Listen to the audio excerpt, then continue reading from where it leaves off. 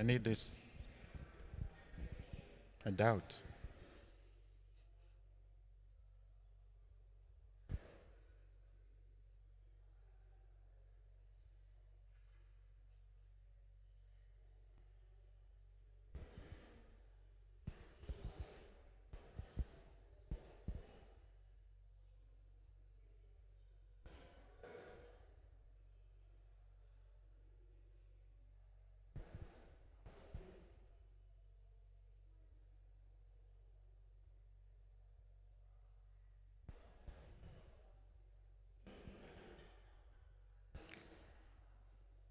We can just start. It doesn't matter.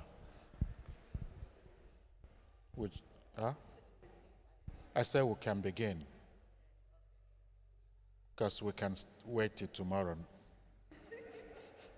and people will still not show up.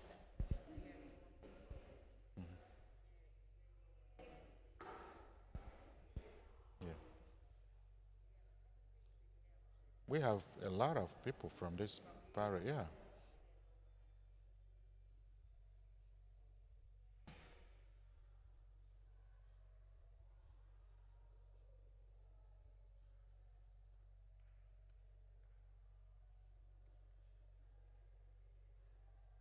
So what I've come to do is for us to have a conversation. Like I mentioned, um, it's easy for a leader to assume what people need, but that's the easy way to not to lead, because the people need to tell you what they need. So what I'm doing with this Congress follow-up is for us to discuss with a simple question: where do we go from here? You know, each 5 years we'll go for Congress, we'll get too excited, and then we come back, we wait for another 5 years. It looks like vacation. But each Congress needs to better prepare us, nourish us, and sustain us, so that we continue to speak to ourselves, speak to the larger community, and then flourish together.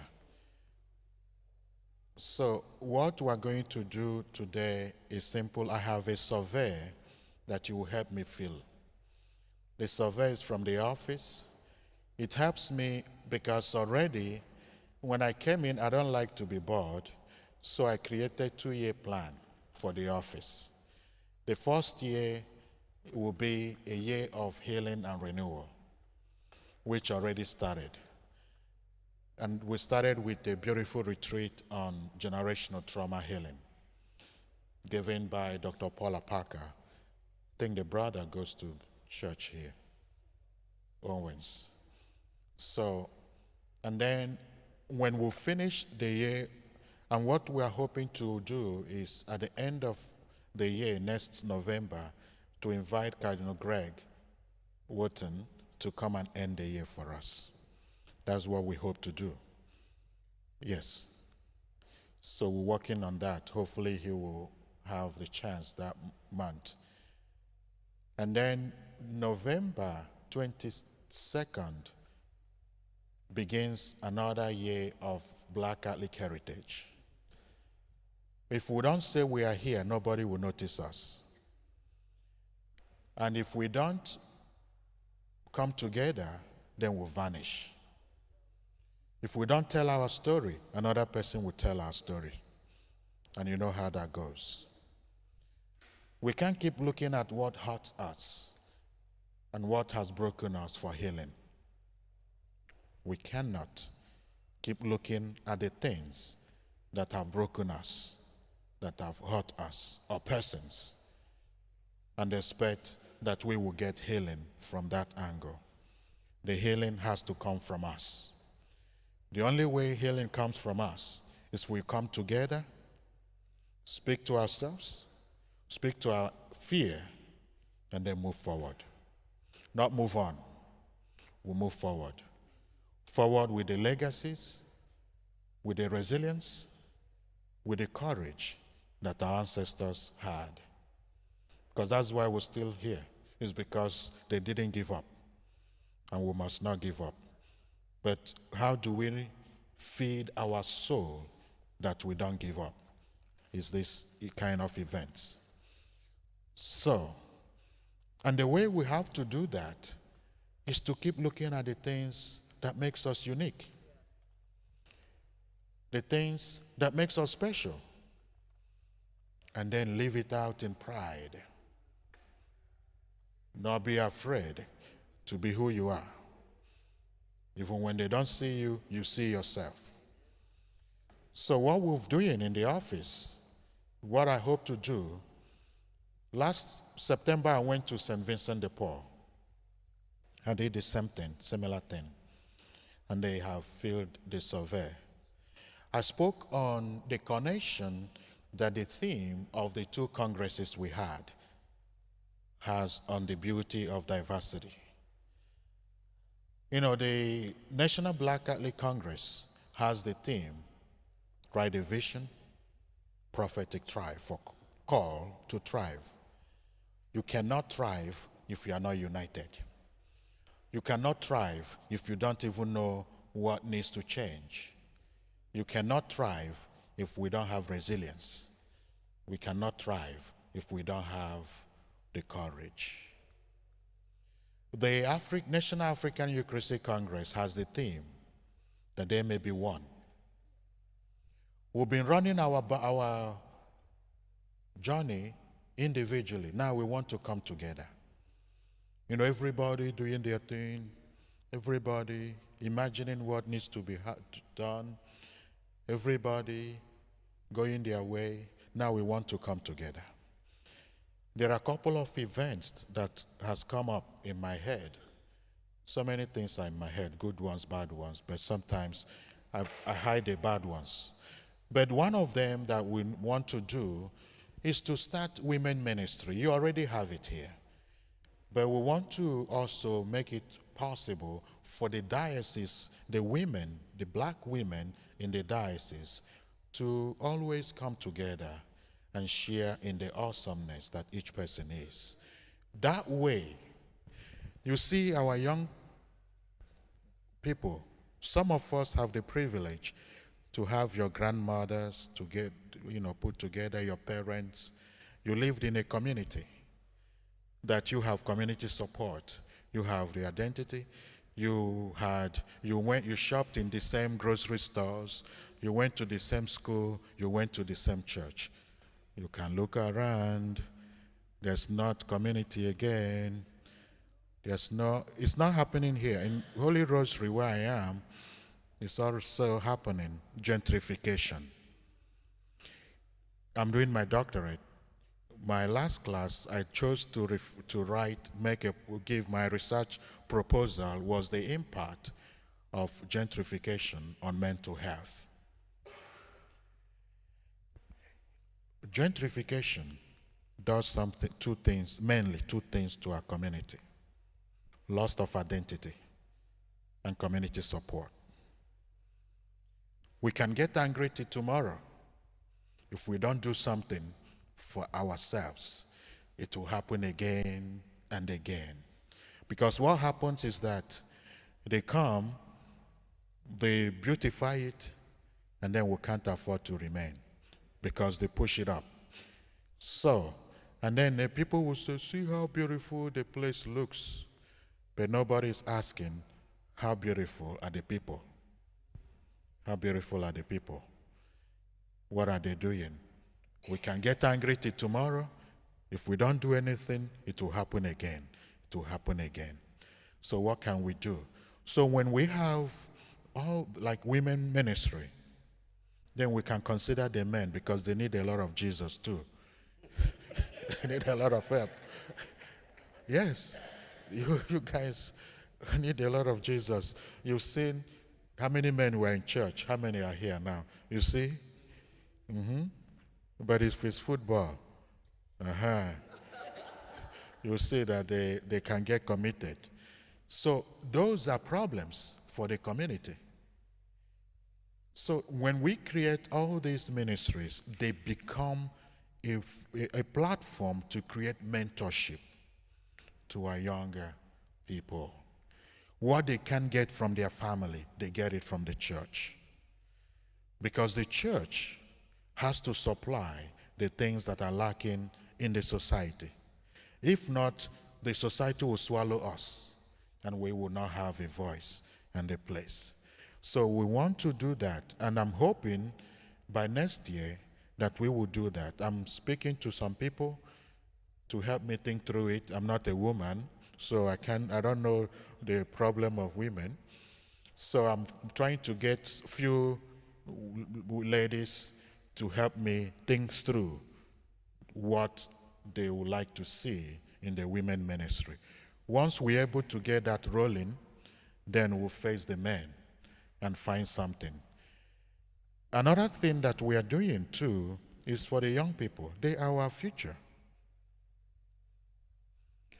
We don't give them a support, and then we blame them when they find something to occupy themselves. You see? It's easy to blame people. We don't create opportunity for our young people. When they create opportunity for themselves in the negative way, we blame them for occupying their minds.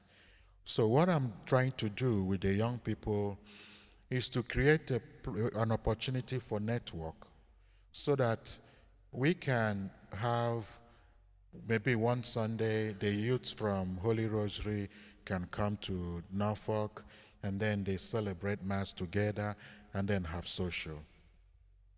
It does one thing. When our young people move, I came to Nigeria to study. I know how many people that stopped going to church.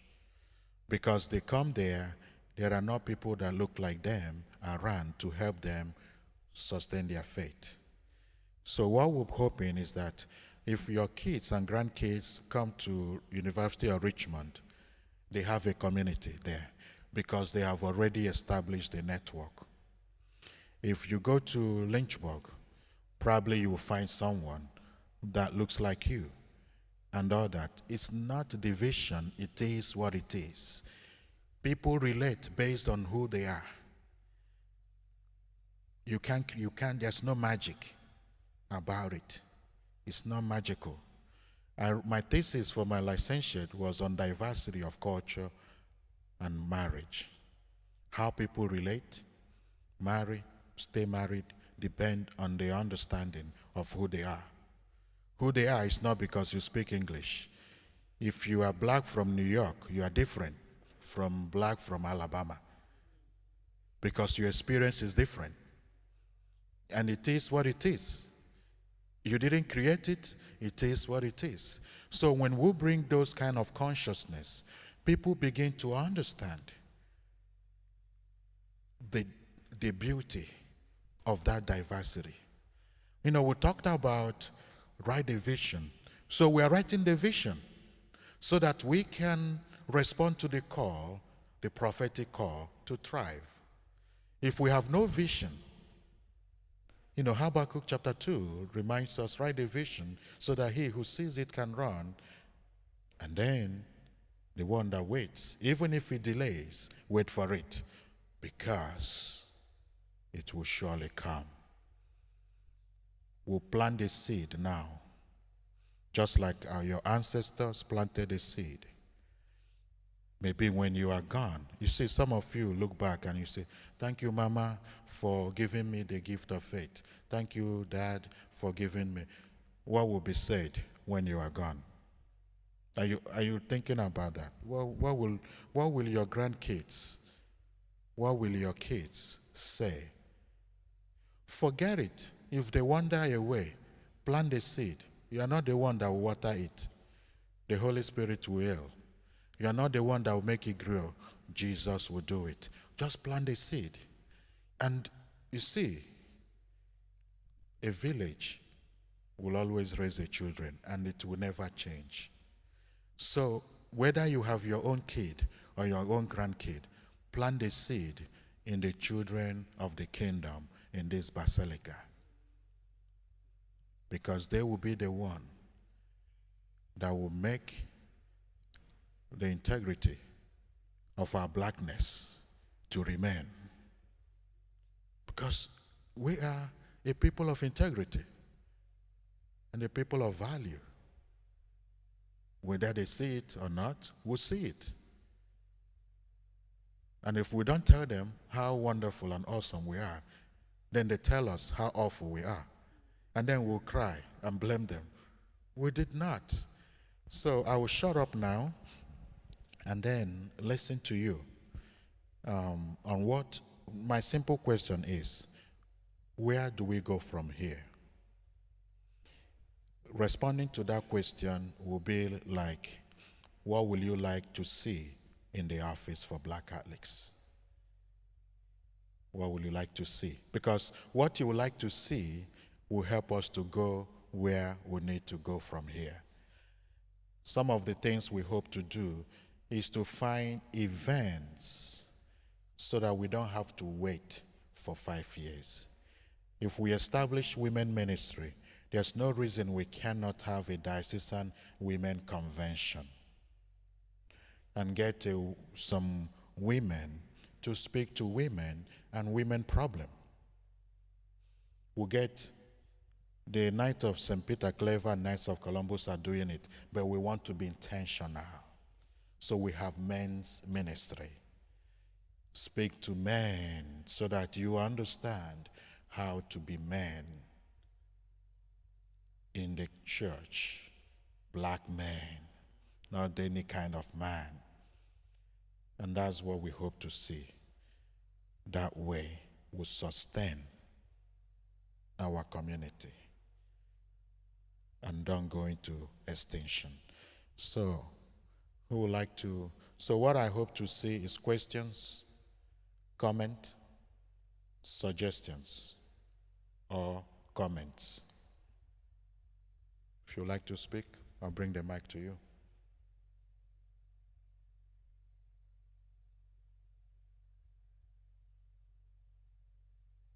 Yeah. How can we assist the office to bring those events that you just spoke about? So one of the things that I met was communication has been bad. And one of the reasons is simple. Many of us don't read. You get that newsletter, you just put it on junk mail. Then you see Catholic Virginian, then it goes to the trash. And I don't blame you. Yes, really, I don't blame you. Only recently we have been getting good representation there. Only recently. Because we just got a wonderful editor. Lily is wonderful. And because for me, whatever I want to see there, I go to the office, I don't send it to email. I go there. Are you going to put this in the next edition? And then she says yes. Whether they like it or not, I've made my request. Ask, you shall receive. So how you can help me is this, simple. When we call for events, please inform the other people. Sometimes the priest don't help matters. When we had the day of reflection, the bishop wrote a letter to all the priests. All the people that showed up at that day of reflection, they did not hear it from their priest. They did not. It was either somebody that heard or somebody that managed to read a newsletter. So that is why I said our healing has to come from us. We can't keep looking at systems. The second way you can help me, keep the experience you've had in the past. Don't project it for the future. This is new. Let's begin afresh. Do not take the experience you've had and project it to the future. Maybe you've not had good experience with the office. Maybe you've not had a good experience with the diocese. Let that be where it is. Can we begin afresh? So that when we call for event, we show up. For instance, we had a good retreat, a good theme that would have benefited all of us. It was a good program. We started advertising on Catholic Virginian. We sent out emails, but it's the same people that will always come every year that showed up. Because my goal is for us to expand. There's no reason we should be using that tiny place. We can do better. We can do better. So what we have decided to do is to get 1 or 2 people in each parish to become liaison people for me, so that when I have event, I'll send them email to help communicate that, to communicate that. So that's how you can help me, is let us begin afresh. Let us begin afresh. The office does not pay me. It's not like I'm getting extra money, but because I have passion for this community. I accepted that position because if I don't, likely to be closed. It's not because I'm late, I don't have enough. I said yes to that office when I had 3 churches in Farmville, and I would drive once a week or sometimes twice a week to Richmond. I went to Farmville, my vehicle was 30-something thousand miles. I left Farmville 82,000 miles in 2 years. It will not, if it crashes, nobody buys it. So yes, I pay my car mortgage too, with whatever we get. That's not important, but it's important, because if we have events like we have this year event, if we don't participate, then how do we plan for other events? How do we plan other events? And then how would they believe and allow me to plan events? Then we'll give them reason to say we are not serious. Because they will say, oh, you made all this noise about the community, but they don't show up for events. So you give them reason to do whatever they want to do. So you see why I said our healing has to come from us. So that's how we can help.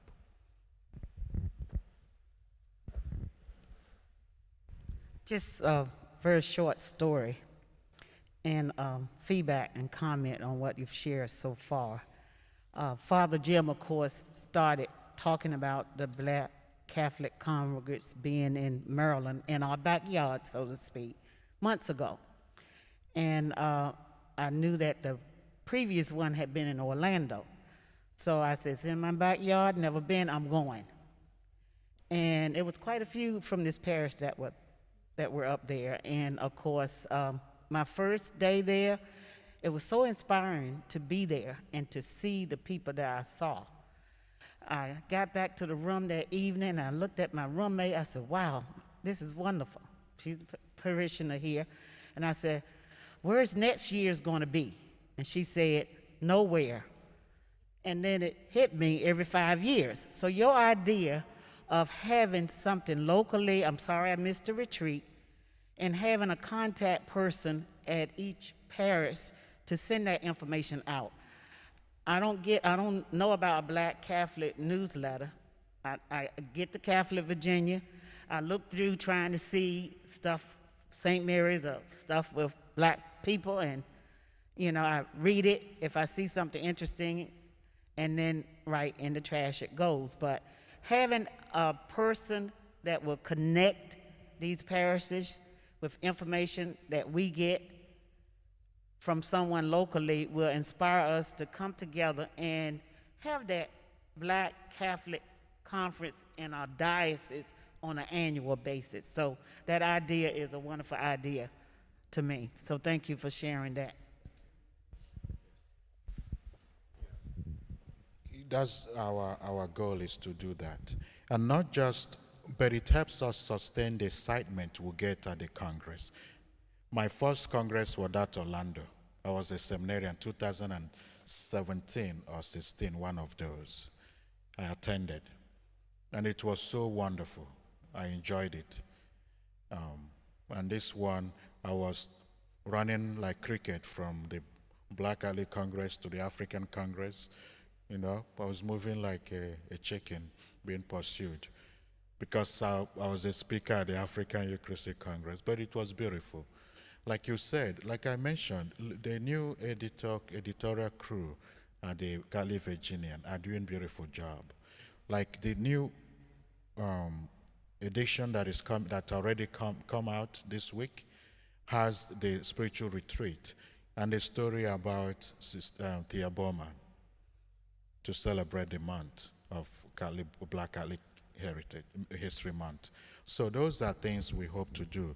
And at the end of the survey, we will have opportunity for you to include your emails so that we add you to the newsletter. What I'm hoping to do at the end of the day is that we have our own newsletter, but we need to create a platform first, make it strong, then we can move.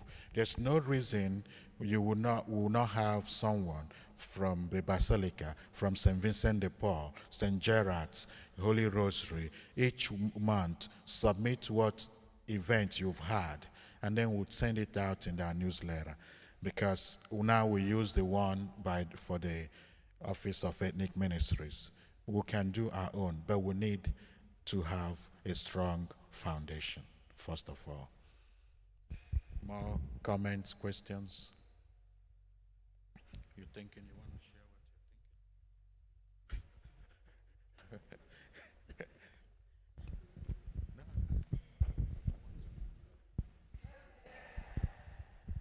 Just a quick question. If we, piggybacking off of the retreat, if we move something, obviously we want to have something annually, is it possible that the Office of Black Catholics Retreat can begin to rotate around the state so that it's local for some every few years?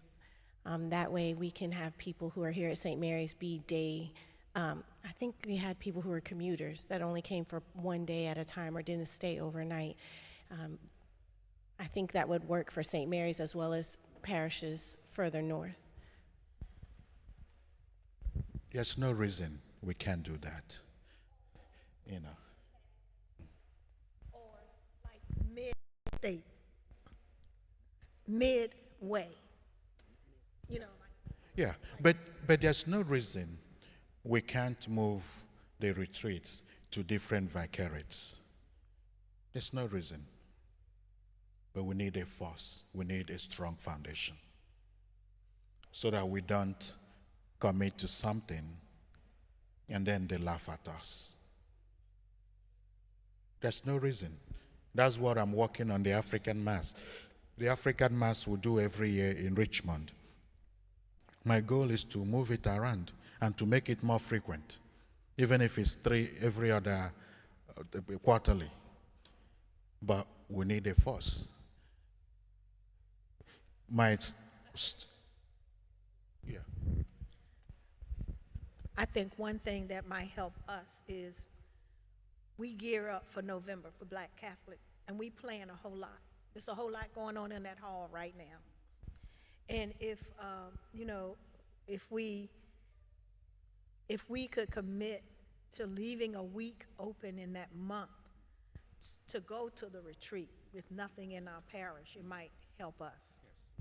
So, and that's why I'll keep going back to it. We are either going to move ourselves forward or keep ourselves moving in circle. You are the ones planning the events. If the spiritual retreat is something important to you, we don't want to have event this week. It's your event. Every parish I go, I beg them in the name of Jesus. The parish belongs to you. There's no priest. Some of you have stayed here for forever. Your ancestors have been here. There's no priest that will remain in a place 50 years. Some of you have stayed here for longer than that. So if you understand that, the parish belongs to you. No matter what, no matter how wonderful the priest is, one day he's going to move. In Farmville, I thought I'm going to stay there. Even this year, because I created a community garden there. So this year, I expanded it. In January, I had my plans of things I'm going to plant. I made it a prayer rose garden. We did a May crowning. I got a call to move. I smiled as if I liked it. I had to move. People will remain there.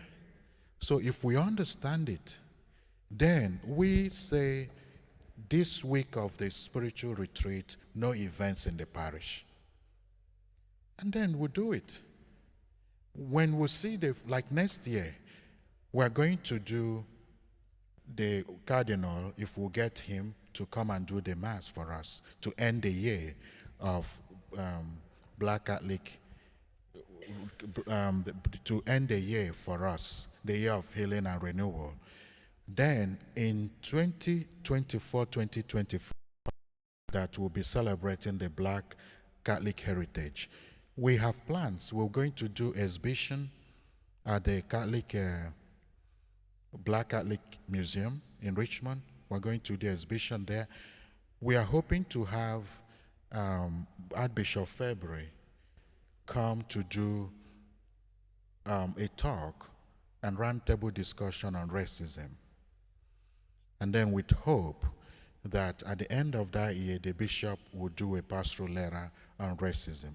I'm still pushing for that, and I'm not going to give up. I'll keep going back. You give me what I need, and then I'll go home. You know? But I don't want it to be what has been the system. Oh, you want this, take it. No, I want it to be sincere. I want it to come from the heart. I'm working on a document with Tina. Tina is the social ministry lady, and Daniel, on just few documents on discussing racism, which I'm going to have probably a workshop. Hopefully I'll finish it before March. I have a workshop on it at the Shine Conference happening in March. These are some of the things we want to do. We can move our retreats, not even for closeness, but to establish our presence in other locations. Richmond is not the only place, so we can do that. But let us improve and do better. Are you taking note? Okay. Yeah, you take the note and send.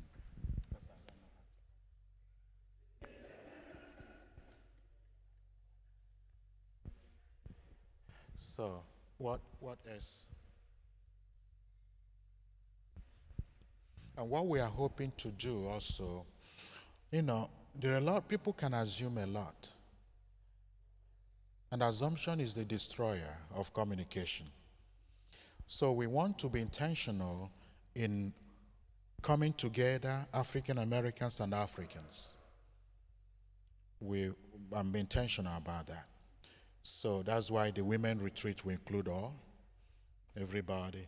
And then what I'm working and putting in their mind and heart and head is there's no reason we can't have African festival. There's no reason we can't do that. We attend Filipino festival, we attend Brazilian festival, we attend this. Why can't we do African festival? So those are some of the things that we can do. We've been so quiet about us.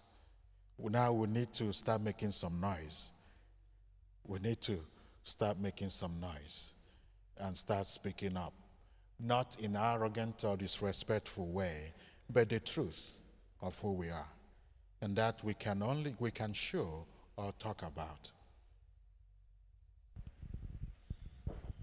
Did you say that you were thinking about having Holy Rosary? Well, they're doing a big event this summer, and then having the Basilica come, a cookout or family cookout, and then we reverse it. The next year would be here for the two parishes. Yeah, those are things we hope to do. What she was asking how do we get, there are people who, like this is my first time at the Basilica. Some of you have not been to Holy Rosary. Maybe all of you have been, but there are some who don't. So, and sometimes you might think you are the only one.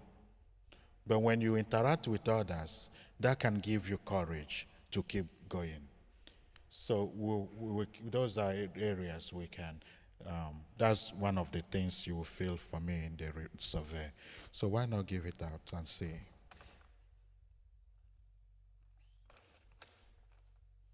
And if you can feel it before I leave, I will appreciate to go with it so that you don't feel your trash with with it. Because if it goes home with you now, it won't come back again.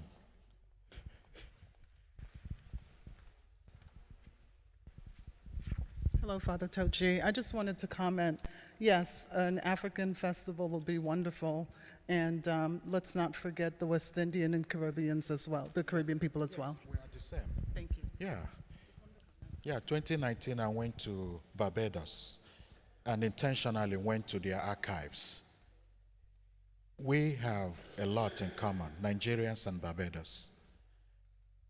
And Rihanna is from there actually, so in case you don't know. So yeah, those are some of the things. Those can become an opportunity for us to see what is it that we have in common. You know, I have friends from Haiti, and we have a lot in common. We talk about it. Yeah.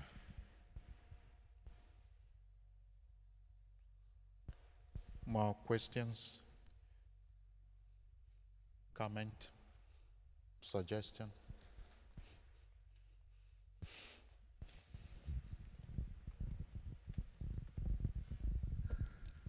Thank you for being here. And I did try to keep my mouth shut, but hey. You made me think back as to, I grew up Baptist and started questioning the Baptist church at age 18. And it's been almost 40 years I've been Catholic. And I had a church service in a Baptist church to attend first thing this morning. And it was a wonderful experience, Baptist Black church. And I noted at 8:30 in the morning the number of families who were present, the number of Black males who were present. It was awesome. And listening to you and thinking back, those who have known me from day one know there's never been a secret between my relationship with Father Quinlan. But listening to you, I had to say thank God for Father Quinlan, because he is why I am sitting here today. Many times he did not make it comfortable for me. It took me a long time to understand his method. But one thing about Father Quinlan, TQ, he had a love for not only Black people, but our history. And he had a love for our future, not pointing the fingers at anyone. Your priest is your guide. Your priest has to be the one to tell you it is okay to have pride in your future and in your Blackness. The reality is, and we need to be honest with ourselves in this parish, you talk about gentrification, Tidewater Gardens sat here forever. I believe in documentation. Can we document the years that this basilica has been here, the years that Tidewater Gardens and the extended Black community was here? I would venture to say, if we could say, look at those years, if we can document that we had 100 families to come from this community.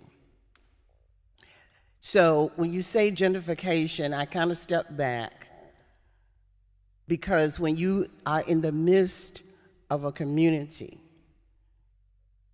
and you have been in the midst of a community for 50, 60 years, and you cannot document 100 families, and I've lived here, okay? So I know in the early years, this community was very oriented toward going to church on Sundays. The reality, and we have to be real with ourselves, when this community was torn down, I would venture to say 60% of the people, regardless of what church was in the community or what church was one street over, 60% of this community did not attend a church. So we have to look at what did we do or did not do. It doesn't always fall on the church. It's what we do or don't do as individuals. If we're going to live our faith, we cannot say, like one person told me many years ago, when I suggested that a family attend church, go out and have them attend church, and the person said to me, Baptist church, Baptist person, well, they don't even have the right clothes to wear to church. And this was black on black. Thank you. Thank you. Yeah, observations are correct. We are the church. The church, if we understand we are the church, then we'll do something.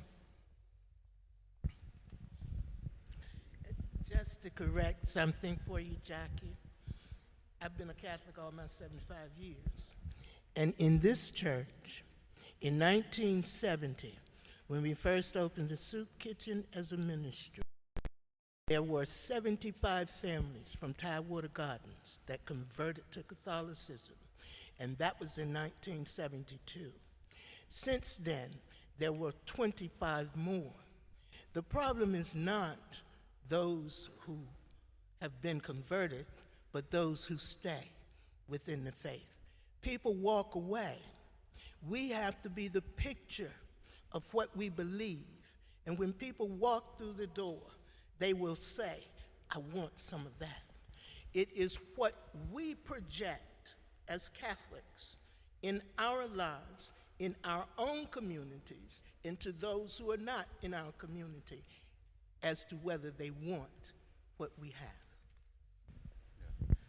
You know, sometimes these kind of conversations are very important to remind ourselves who we are. We are the church. I stayed in the diocese because of my experience with a parish in Lynchburg. Not because the diocese was wonderful to me or not, because the parish and the parishioners were welcoming and hospitable. They gave me a home outside my home. We can do the same. You know, when we bring up every situation reminds us of two things. And one basic question, what can we do different? So my hope is that we will leave this place today asking ourselves, what can we do different? We've seen the consequence of whatever it is we've done or whatever it is we have not done. What can we do different? It's all of us can do that. I think, do we have more comments? It's 11:30. Okay. More questions, more comment, more suggestion?